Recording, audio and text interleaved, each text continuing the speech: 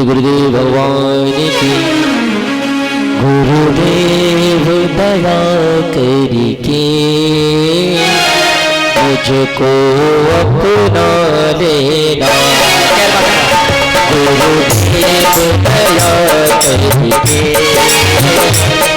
मुझको अपना लेना। गुरुदेव दया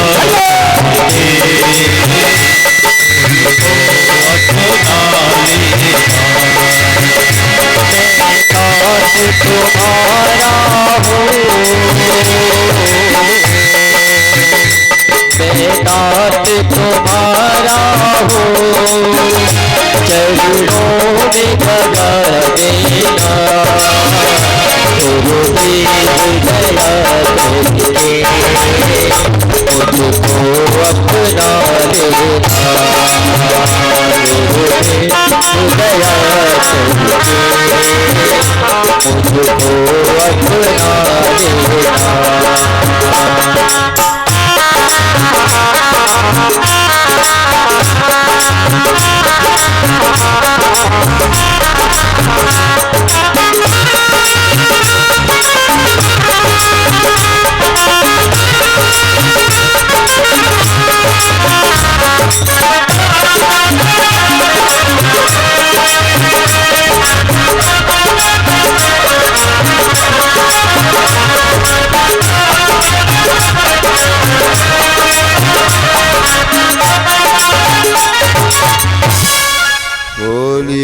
सदगुरुदेव भगवान जी।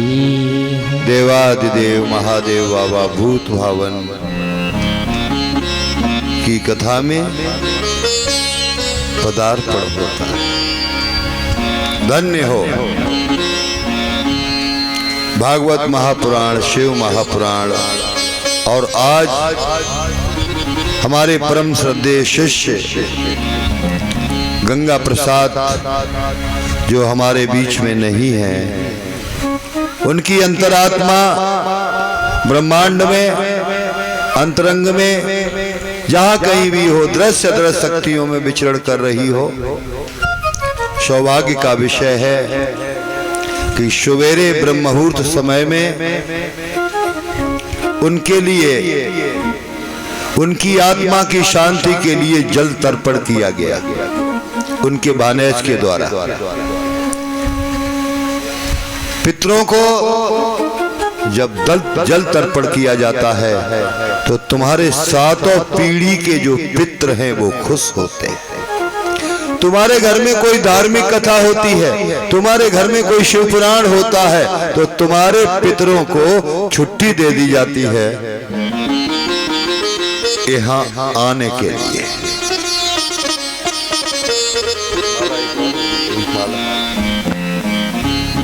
परम पूज्य ये ही ले लो, या रख लिया करो भैया। संत भगवान पधार रहे हैं।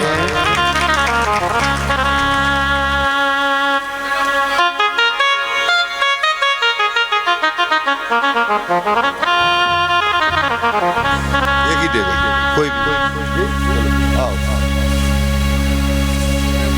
आ गई ऊपर ही आ जाओ प्रभु जी। हमारे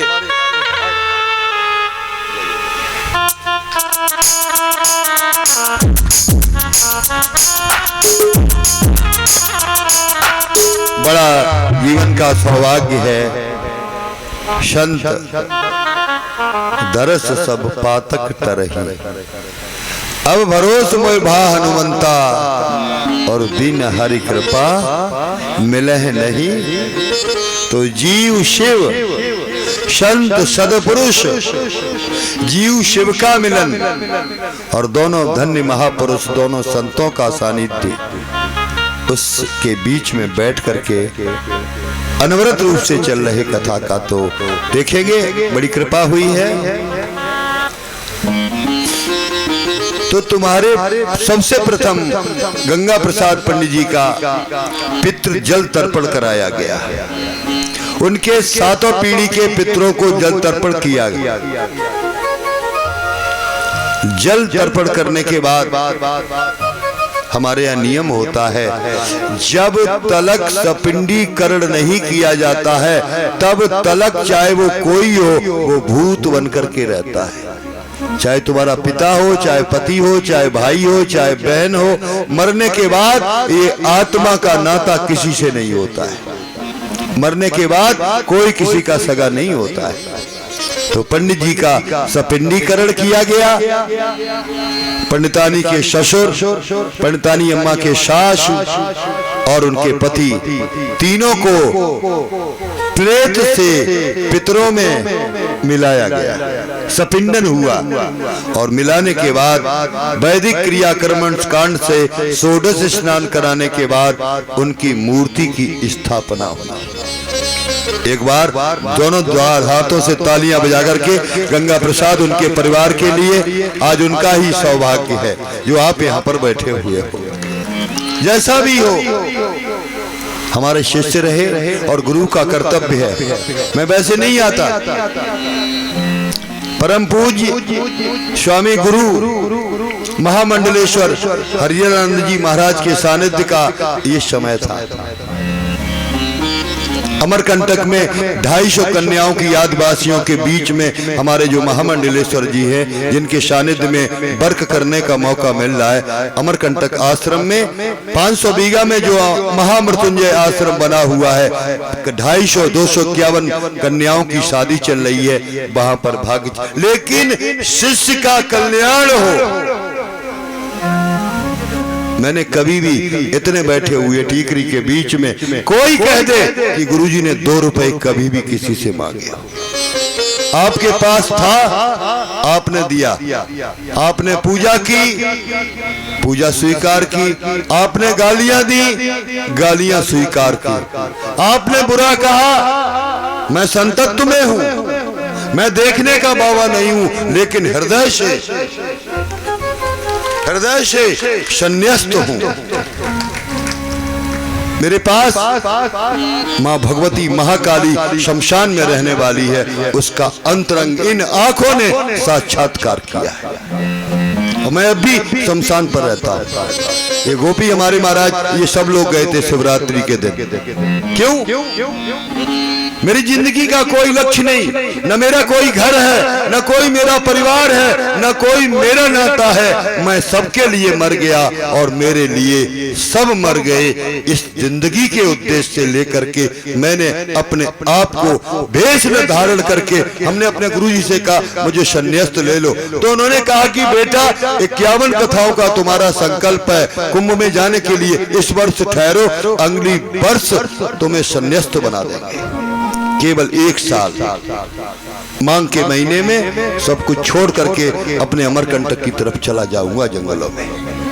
मेरे जीवन की कोई कथा नहीं, मेरी कोई बिथा नहीं। और एक क्षण के लिए मेरे गुरुदेव भगवान भी जानते हैं, मैं कभी भी न चैन से सो पाया, न चैन से खा पाया, न चैन से जी सका और न चैन से मर सका। क्यों? आप लोगों के ही लिए जीता रहा। मेरी कोई परेशानी नहीं, मेरी कोई बीमारी नहीं। डॉक्टरों ने मना किया बोलने के लिए, मैं फिर भी बोलता हूँ। मरने के आगे कुछ होने वाला, मैं कफन नित्य शमशान घाट पर कफनों का बिछौना करके उन्हीं कफन पर सोता हूँ। मुझे मौत का खौफ थोड़ी। जिस दिन घर से निकला था उस दिन कफन सर से बांध करके निकला था। साधु और जीवन की आशा करे, सन्यास होकर के इस जिंदगी, जहां मौत आएगी वहां पर मरना पड़ेगा। दुनिया में कोई भी बचाने वाला नहीं है, चाहे 7 तालों के बीच में रहना। मृत्यु का स्वागत करो। धन्य मेरे गुरुदेव संत भगवानों का सानिध्य, ये मेरा परम सौभाग्य है, आपका भी सौभाग्य है और हमारे पंडित का भी, गंगा प्रसाद का भी ये सौभाग्य है जो आज श्रीमद् भागवत महापुराण और शिव पुराण की कथा और अम्मा का एकादशी का व्रत है। देखो, एकादशी का व्रत वैष्णव धर्म में, चाहे संन्यास धर्म हो, चाहे गृहस्थ धर्म हो, चाहे कोई भी धर्म हो, एकादशी का व्रत पुण्यदायी है। पर एकादशी है क्या? 10 इंद्रियां, कितनी इंद्रियां हैं? 10। और 11वां मन। जब ये एक हो जाए तब बनती है एकादशी। सवेरे उठे बोले आज हम एकादशी उपास है। 2-4 जगह फोनों पे कह दें गुरु जी आज हम एकादशी है। काय को कह रहे किन्नू तुम्हें पूछी थी है? अपने व्रत को, गुरु के द्वारा प्रदत्त मंत्र को, गुरु के द्वारा दी गई मूर्ति को, दी गई दिव्य शक्ति को हमेशा छुपा करके रखो। जोग जुगति अर मंत्र प्रभाव सफल होई जब करहो दुराऊ। इनको छुपाना पड़ेगा। अगर नहीं छुपाओगे तो ये दुनिया है। एक गाना चला था बहुत पुराना, बुरखा जानत हुए, सुना है? बताओ बुरू न लगे, सुना है? मोहब्बत की राहों में चलना संभल के, यहाँ जो भी आया गया हाथ मल के। यहाँ जो भी आया गया हाथ मल के, यहाँ जो भी आया गया हाथ मल के।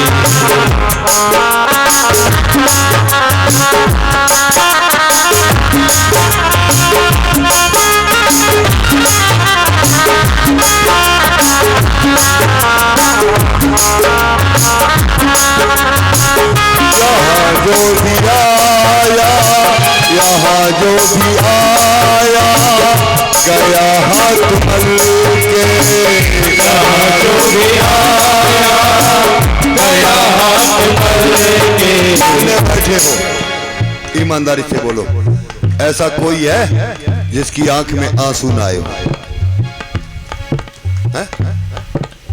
कोई आंख ऐसी है? छानिक देखी अपनी नगरिया, छानिक देखी दिल की नगरिया,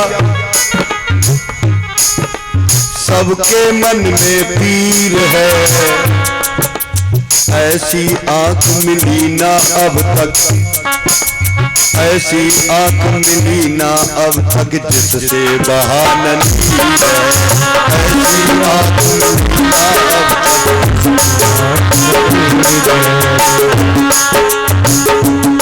यहाँ जो भी आया, और बताएं कौन कौन? बनाया सरासर सोना रावण ने लंका की दरबार में, और रत्ती भर न लेकर जा सका आखिर मरती। बुलबुले शोर मत करो, आज कल की रात है, फिर वही दिन आएंगे 2-4 दिन की। और बताऊं, ताकत के तकब्बर पर जो हर समय चूर थे,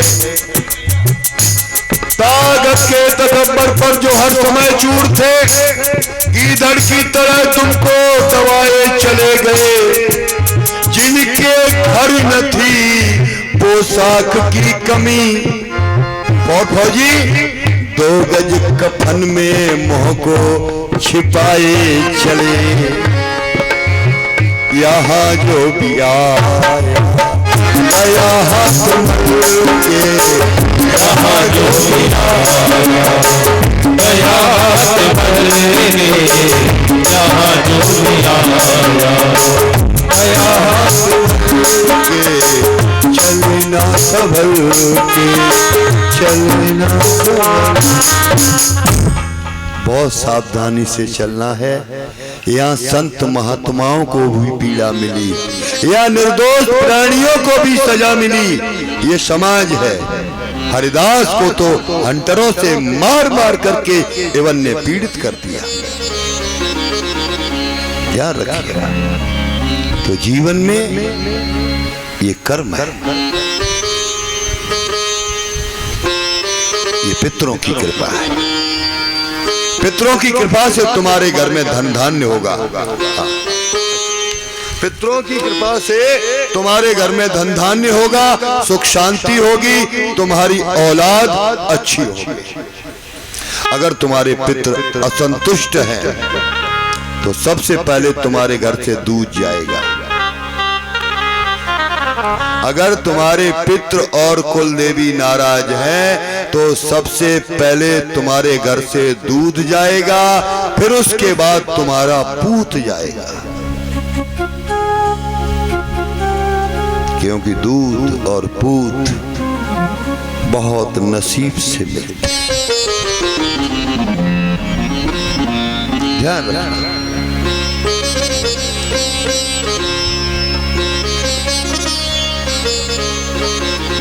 बीच में ये पितृ हैं कौन? तीन होते हैं। जो बच्चे जन्म लेने के बाद तुरंत मर जाते हैं वो होते हैं अहूत। समझ में आ रहा है? माँ का दूध पिया, मर गए, वो बनते हैं अहूत। उनका भी घर में हिस्सा होता है। मर तो ही गए हैं, क्या उनका हिस्सा नहीं था? अगर तुम भाई हो, तुमने इनका हिस्सा लिया है और तुमने उसको स्थान नहीं दिया तो वो तुम्हारे घर में बीमारी बनकर के पीड़ा पैदा करेगा, तुमको पनपने नहीं देगा। एक होता है लाहूत, जो बच्चे माँ के पेट में ही मर गए, जिनको जन्म देने का मौका ही न मिला या गर्भ खंडित कराया, वो है तुम्हारा अंश, वो आत्मा भटकती रहती है ना? पितृ सतोगुणी होते हैं, पितृ रजोगुणी होते हैं और पितृ तमोगुणी होते हैं। शतोगुणी पितृ हमेशा तुम्हें आबाद करेंगे और तमोगुणी पितृ तुम्हें हमेशा बर्बाद करेंगे। शाम को 80,000 रुपया की भैंसिया लाई, 15 लीटर दूध देती और सवेरे द्वारे आए कि बूंद नहीं दी भैंसिया। ये पितृ दोष के लक्षण। या जवान भैंस मर जाए, जवान बेटा मर जाए, सांप डसने वाले की, पानी में डूबने वाले की, फांसी लगाकर मरने वाले की, आग लगाकर मरने वाले की, शिव पुराण में लिखा है इनकी कभी मुक्ति नहीं होती है, इनकी आत्मा हमेशा भटकती रहती है। इसलिए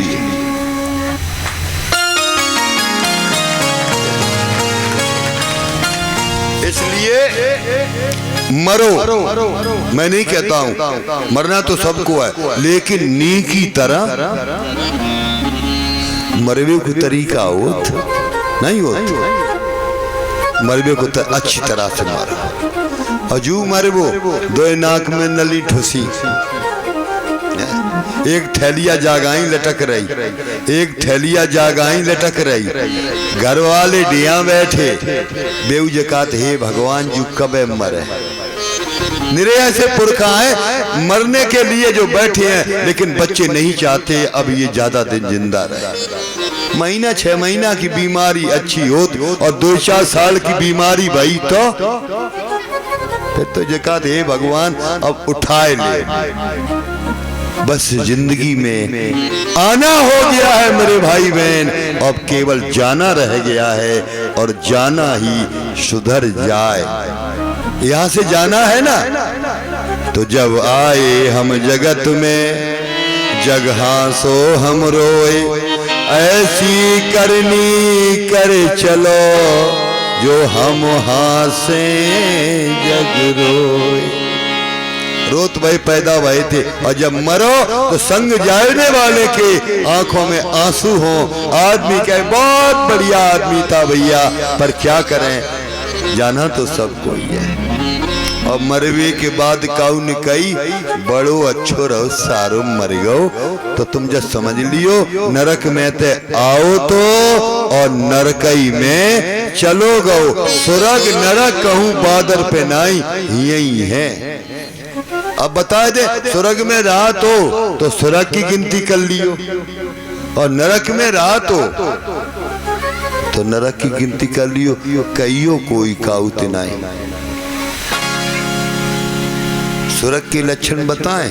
पहलो सुख है निर्मल काया,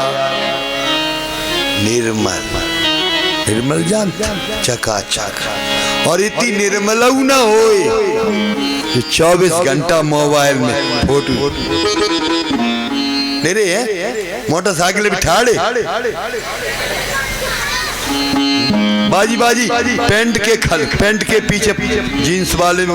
हम दिल्ली ते आए एकदम बस में बैठे, एक मोड़ी आगे बैठी सो बाकी जुरिया नहीं हो, बगल में लटके वाली पीछे वाली सीट पे बैठे। अब मोड़ी बेर जुरिया निकाले और बा में ऐसे करे। दिल्ली ते अलीगढ़ नो बाने कम से कम 15 दाएं बजुरिया देखी तो हमने की जाने कौन सी रोकड़दारी बेर देखत। सो हमने एकदम ऐसे उछक के हमने देखी सुबह जुरिया में चौखूंटो शीशा लगो तो अब लगाई थी लाल बालू पाउडर।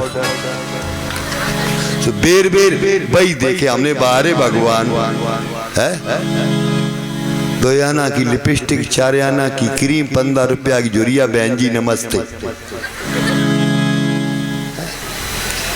लिप स्टिक जाको अर्थ बताएं। अगर जाए तुम बंत भाई देख लो, हमारे अम्मा के जमाने में 2 पैसा की आती का तोता छाप लाल रंग की टिक्की आया सी डुकरिया आती, काजर कैसी डिबिया में बस टिक्की आती, अकेले ही लगाई जाती। अब रंग ऐसो हो तो बनो रात। और आजकल लिपस्टिक है ना, स्टिंग ऑपरेशन। लिप माने ओट और स्टिक माने जान बत्ती, जो दिया सराई वाली बत्ती है। लिप यानी ओठों पे जो टिकी, बाको नाम है लिपस्टिक। अब लिपस्टिक ने नक्शा बदल लो है? अब देखो जितने बूढ़े बराते जात सो तो कोट पहन के जात। देख रही मानी इनकी दशा बताएं तुम्हें। हम इन साल हम गए 3 बरातें करी हमने, कम से कम 15 साल बाद। अभी जाई फागुन के महीना में। अब भैया मोड़ी रहे और कराके को कोहरा कटे। अब तुम्हें हम का बताएं, ऐसे कपड़ा पहने बाकी बाद में ठंड के मारे गिगी बनी फिर रही। गाड़ी में आके बैठी, बोले गुरुजी कमर फमर है, कमर है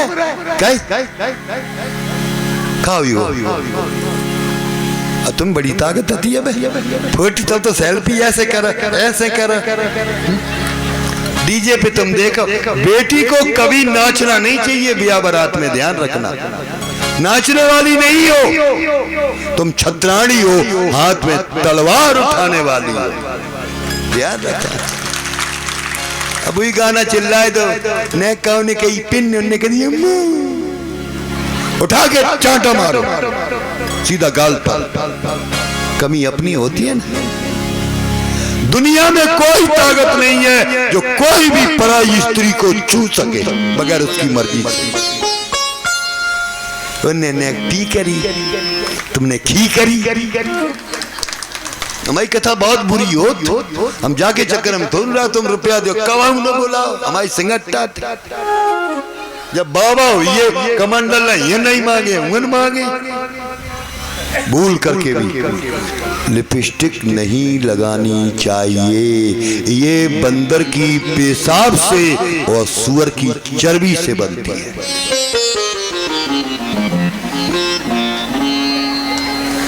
आंखें तो देखी दिल्ली में फैक्ट्री में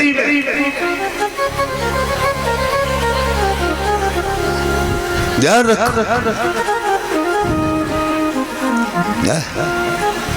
अब बुरा मत मानना।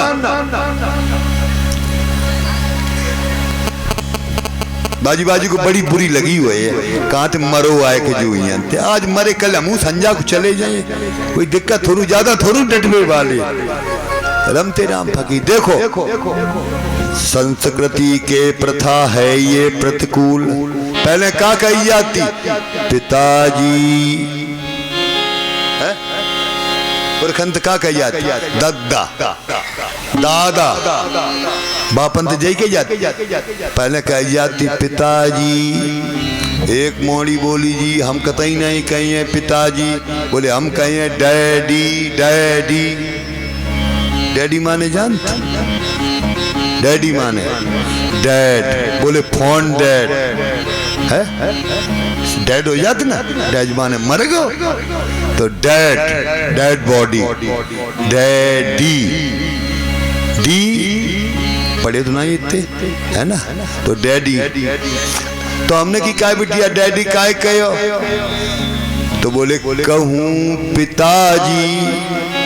पिताजी तो कठिनाई आती है और टकराते हैं ओठ लिपस्टिक छुट जाती।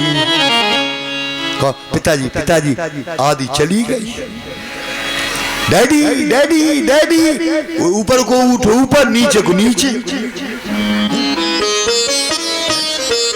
पहले होते 16 सिंगार, चारे कंचार दूनी है 8 तिये 12 चौकू 16, 16 16 16 कला का अवतार और 16 है नारियों का सिंगार। कितने सिंगार होते, 16।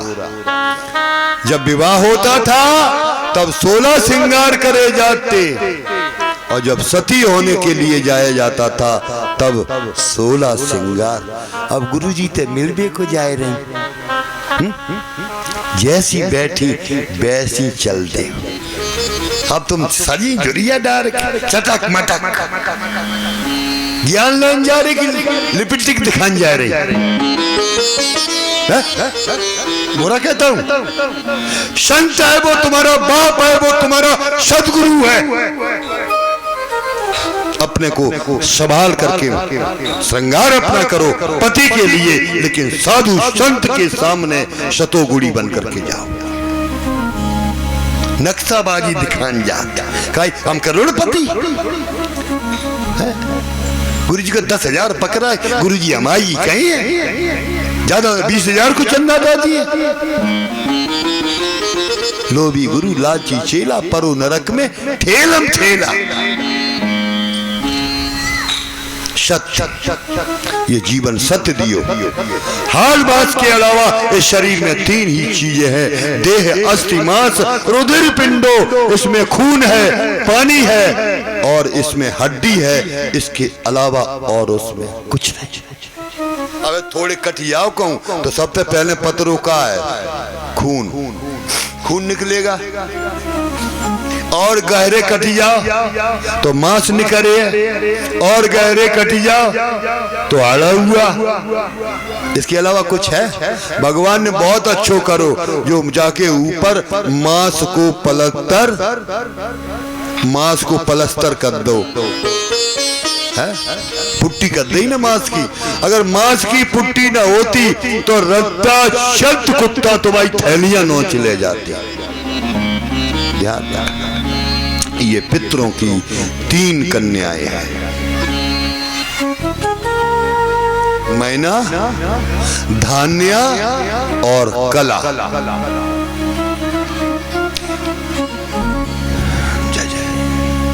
जय जय सीताराम।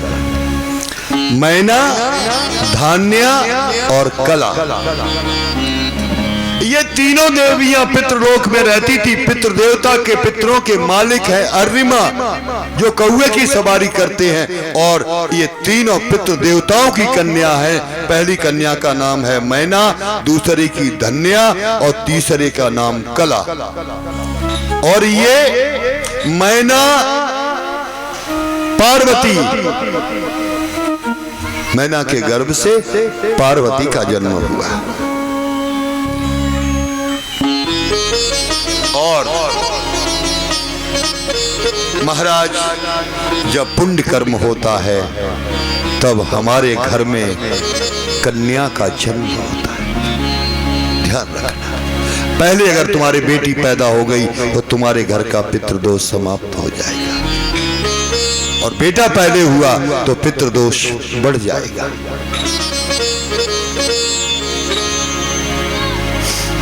हुआ ऐसा, ये तीनों कन्याओं को श्राप लग गया।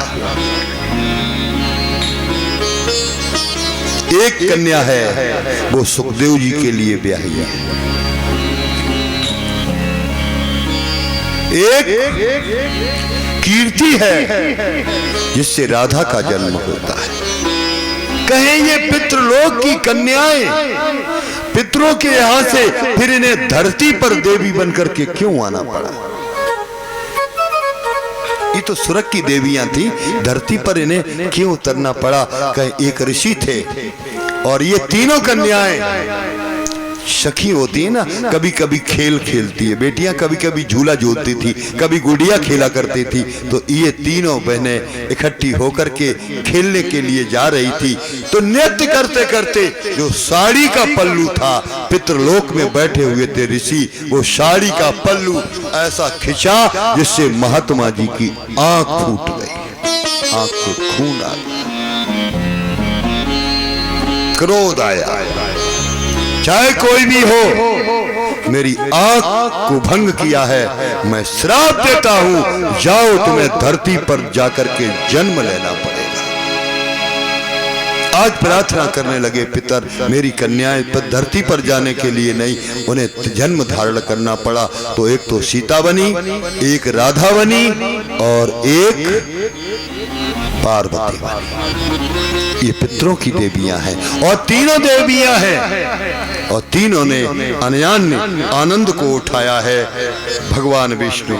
और बताया, जब तुम अपने पितरों को जल तर्पण करते हो तो मैना की गोद में पार्वती आई, धन्या बनी सुनैना जिनकी सीता आई, और कंकर जो कीर्ति बनी उसकी राधा आई। मैना के गर्भ से पार्वती जी का प्राकट्य हुआ। तो पितरों के निमित्त अपने घर में नियम करो। एक तो तुम अपने पितृदोष से बचना है तो अपने रसोई घर में मिट्टी का एक मटका रखो। पहले पानी काय में पियो जाता, मटके ही चलते। मटका क्या है? ये जो कलश है, कलश हमेशा मिट्टी का होना चाहिए, या पीतल का हो या कॉपर का हो, तांबे का हो। स्टील के कलश को पूजा में महत्व नहीं दिया गया। स्टील क्या है? लोहा।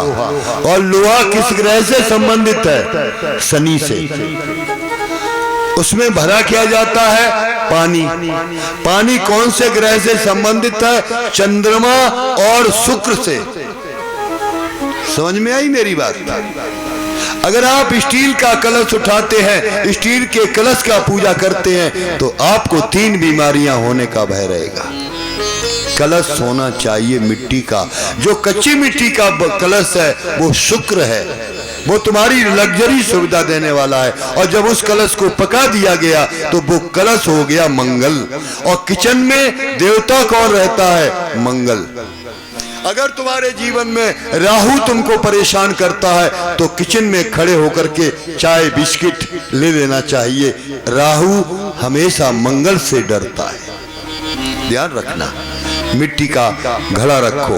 नहीं आता है, 16 दिन के लिए श्राद्ध आते हैं, उन श्राद्ध पक्ष में आप मिट्टी का कलश रखिए, अग्यारी करिए, उसी से लेना देना, जल लेना, उसे कभी खाली। ये जो कलश है ना, घर में ले जा करके रख ले तो ये कलश कभी खाली नहीं रहना चाहिए। अगर तुम्हारे घर में खाली है तो लक्ष्मी का आवागमन रुक जाएगा। इसे हमेशा जल से भर करके रखो और शुद्धता में रखो।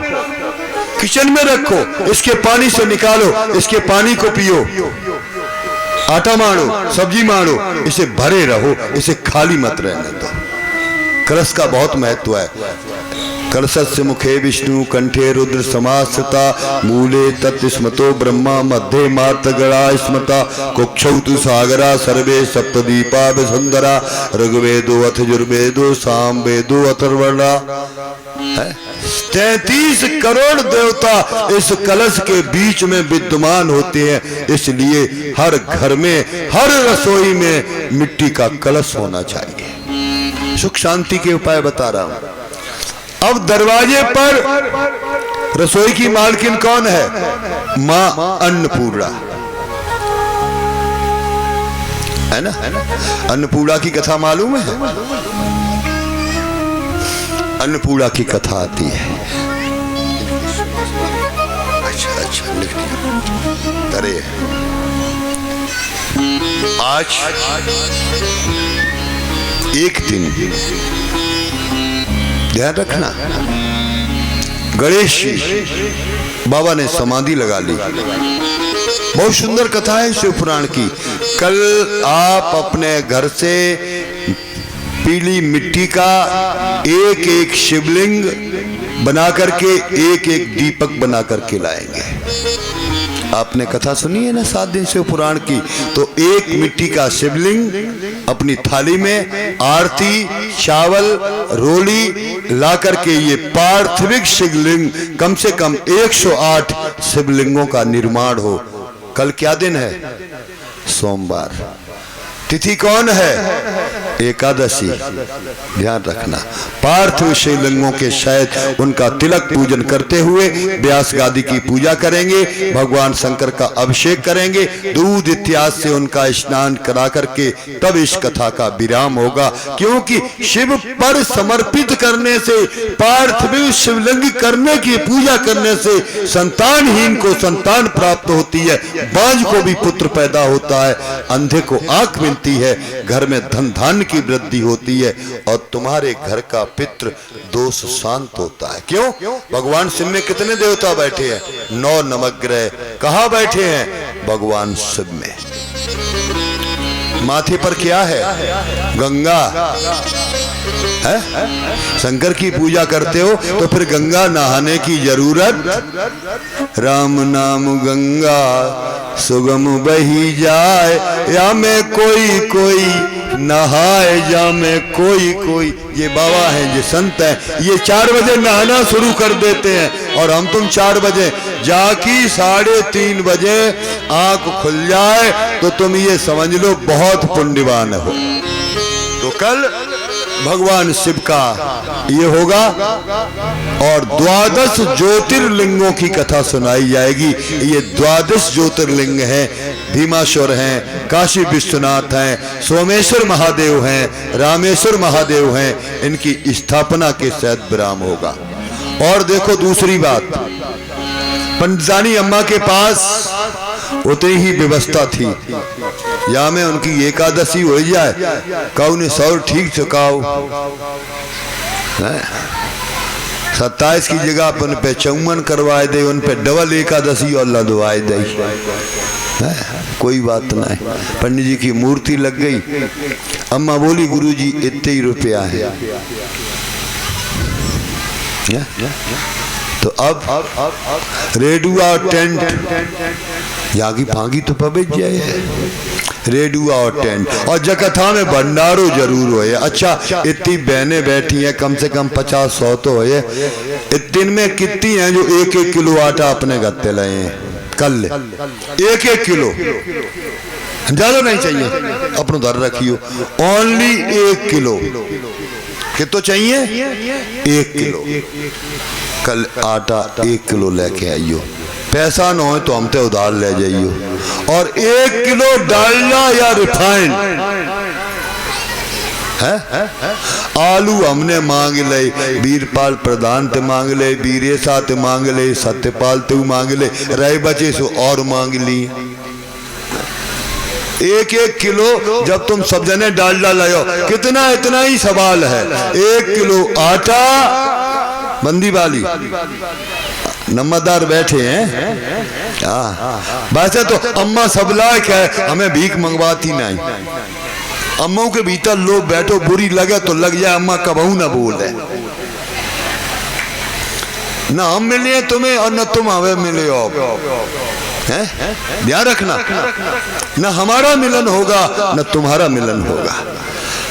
देखो छाती पर रख करके कोई, जिन बच्चों के लिए तुम जी रहे हो ये बच्चे तुम्हें खून के आंसू रुलाएंगे और रुलाया भी होगा। मेरी अम्मा हम त्याती गुरु जी क्या करें, ऐसो अभाग हुए सवेरे संजा चैन थे नहीं दियन देत तुम ही तो पैदा करो।